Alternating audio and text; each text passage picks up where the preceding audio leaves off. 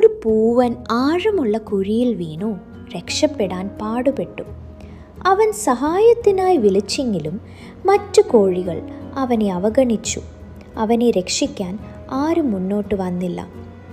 നീണ്ട പരിശ്രമത്തിനൊടുവിൽ കോഴി തനിയെ പുറത്തു കടന്നു. അവൻ ഒന്നും മിണ്ടാതെ ജീവിതം തുടർന്നു. കുറേ ദിവസങ്ങൾക്ക് ശേഷം അവനെ അവഗണിച്ച അതേ കോഴികൾ സമാനമായി കുഴിയിൽ വീണു. ഈ സമയം കോഴി അവരുടെ കരച്ചിൽ കേട്ട് സഹായിക്കാൻ ഓടി. അവൻ അവരെ ഓരോന്നായി വലിച്ചെടുത്തു.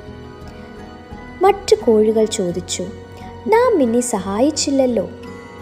പൂവൻ കോഴി പറഞ്ഞു, നിങ്ങളുടെ തെറ്റുകൾ ഞാൻ ഓർത്തില്ല.